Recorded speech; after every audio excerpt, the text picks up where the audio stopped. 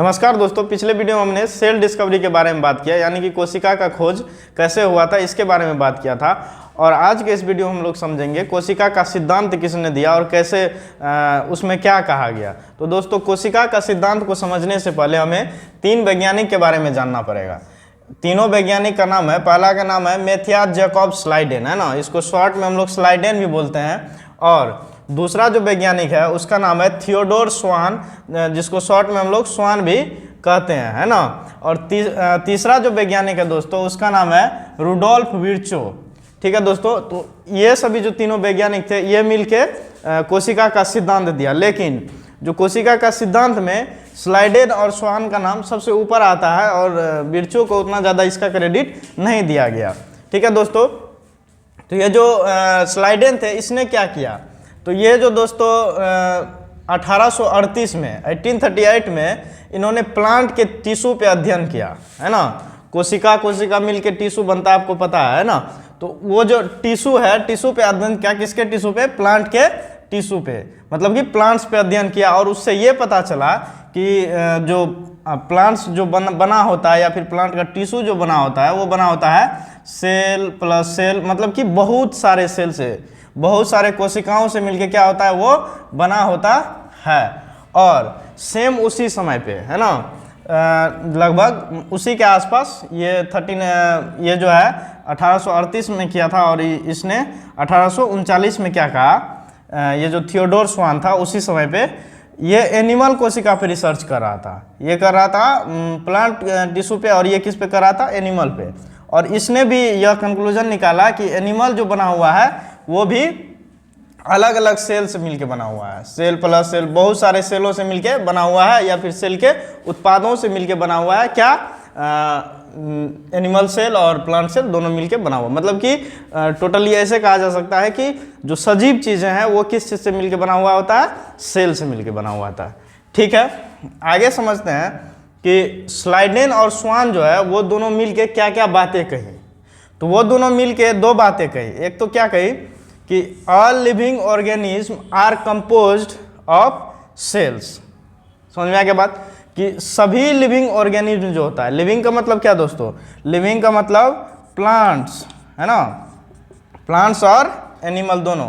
Animal के category में हम लोग भी आते हैं, मनुष्य भी आते हैं, और प्लांट्स भी, सॉरी, एनिमल के कैटेगरी में मनुष्य भी आते हैं और इधर प्लांट्स तो हैं ही। ठीक है, तो लिविंग, ऑल लिविंग थिंग्स का मतलब क्या? ऑल लिविंग का मतलब क्या? प्लांट्स और एनिमल दोनों। ठीक है, all living organism are composed of cells, मतलब कि सभी जो लिविंग ऑर्गेनिज्म है वो किस चीज़ से बना हुआ है? वो सेल से मिलके बना हुआ है। ठीक है, और दूसरा जो बात कहा वो कहा कि that cell are the basic unit of life, है ना। जो वही से जो सेल है वो क्या है?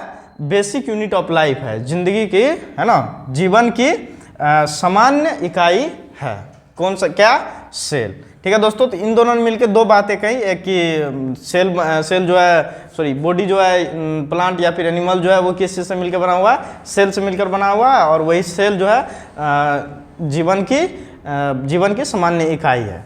ठीक है, आगे जो है 1855 ईस्वी में, कब? 1855 में, 1855 ईस्वी में एक वैज्ञानिक आते हैं जिसका नाम है रुडोल्फ विर्चो, है ना, जिसका नाम है रुडोल्फ विर्चो।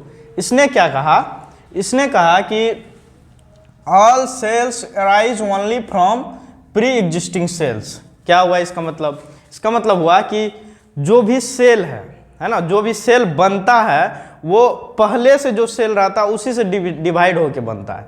समझ के बात को, कि जो भी सेल बनता है सेल से ही सेल बनता है ना, सेल से ही सेल बनता है। ये बात किसने कहा था? तो ये कहा था रुडोल्फ विर्चो।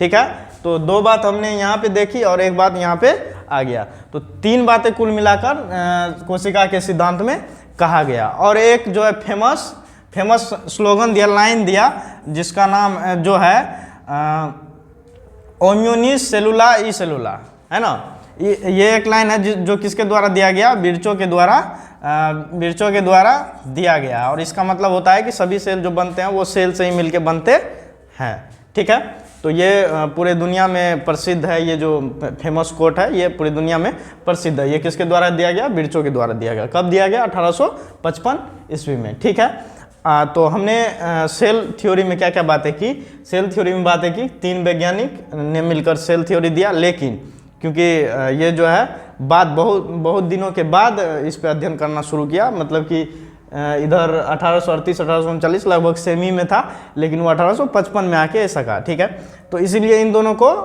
मतलब दिया जाता है। ठीक है, तो अगर क्वेश्चन एग्जाम्स में आते हैं कि सेल का खोज, ये सेल का कोशिका का सिद्धांत किसने दिया, कोशिका का सिद्धांत किसने दिया, तो हम लोग बात करेंगे किसने किसने दिया। तो स्लाइडेन है ना, स्लाइडेन प्लस स्वान, स्लाइडेन और स्वान ने मिलकर किस चीज़ का स्लाइडेन और स्वान मिलकर क्या किया? कोशिका का सिद्धांत दिया। ठीक है, और एक और बात कहा बाद में जाके विर्चो भी, वो भी इसमें ऐड होता है। 3 बातें हमें याद रखना है सेल के कोशिका के सिद्धांत में। पहली बात की कि सेल जो है सेल से मिलके क्या बनाता है? सेल बहुत सारे सेल को मिलके बॉडी बनता है। ठीक है, उसके बाद लिविंग थिंग्स बनता है ना, ऑल लिविंग थिंग्स। ठीक है, उसके बाद दूसरा जो बात है वो सेल जो है यूनिट ऑफ क्या है? यूनिट ऑफ लाइफ है ना, जीवन की सामान्य इकाई है क्या? सेल। ठीक है, उसके बाद तीसरा जो बात है सेल जो नया सेल बनता है वो प्री एग्जिस्टिंग सेल से बनता है। न्यू सेल किससे बनता है? वो बनता है प्री एग्जिस्टिंग सेल से।